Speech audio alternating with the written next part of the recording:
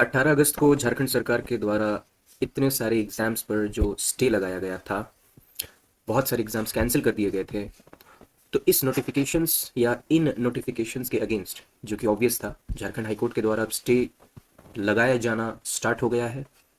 20 अगस्त को 3 cases file हुए थे, जो कि कोई स्पेसिफिक नोटिफिकेशन के अगेंस्ट था।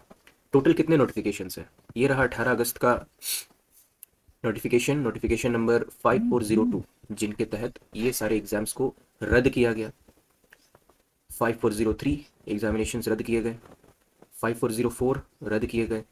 तो 20 अगस्त को जो भी प्रोसीडिंग्स हुआ वो नोटिफिकेशन नंबर 5404 को लेकर है, जिसमें फूड सेफ्टी ऑफिसर और कंबाइंड सिविल सर्विस एग्जामिनेशन, ये दोनों के अगेंस्ट फाइल किया गया था।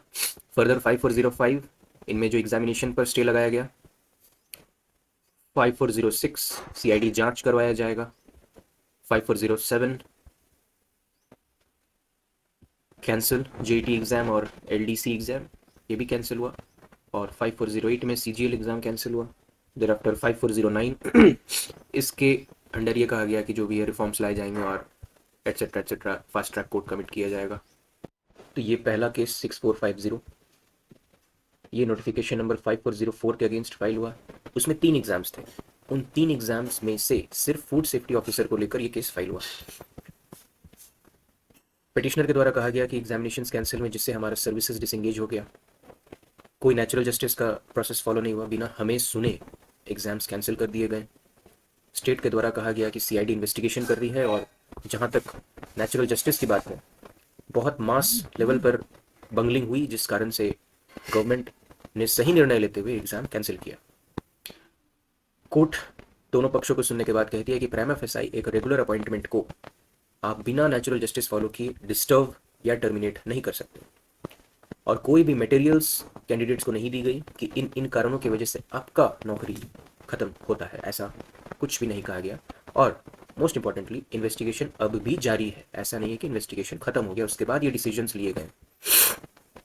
तो इसीलिए काउंटर एफिडेविट के लिए स्टेट को डायरेक्शन देते हुए notification number 5404 so far as it concerns advertisement number 18 of 2023, यानी सिर्फ फूड सेफ्टी ऑफिसर वाले एग्जाम्स को लेकर इस नोटिफिकेशन पर स्टे लगाया गया।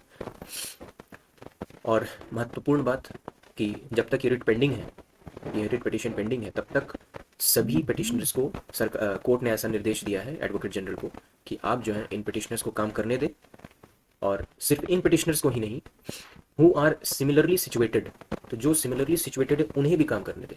यानी हर ऐसे व्यक्ति जिनका नौकरी चला गया है उन्हें कोर्ट आने की आवश्यकता नहीं है। फूड सेफ्टी ऑफिसर वाले एग्जाम पर स्टे लगा, उसके नोटिफिकेशन पर स्टे लग गया।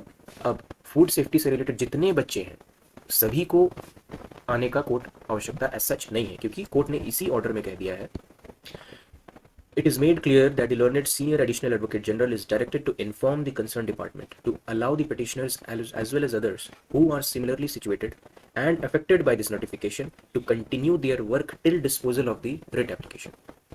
So, सभी को आने की आवश्यकता नहीं।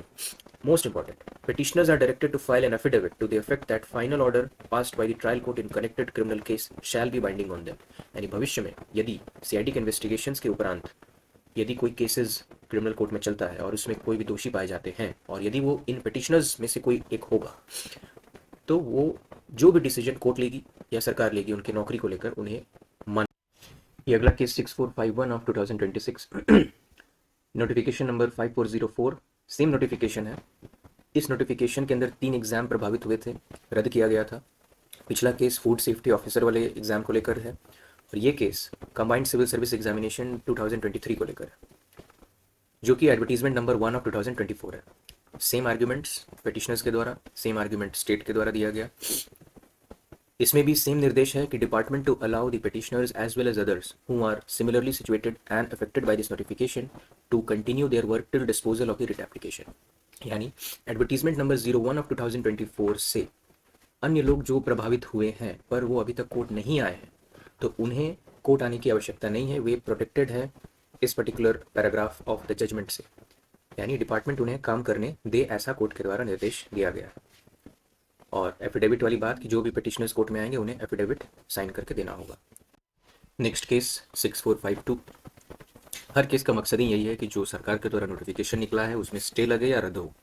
तो रद्द तो नहीं होगा, स्टे लगा है अंटिल फर्दर ऑर्डर्स। तो ये केस भी नोटिफिकेशन 5404 में एडवर्टीजमेंट 01/2024 को लेकर है।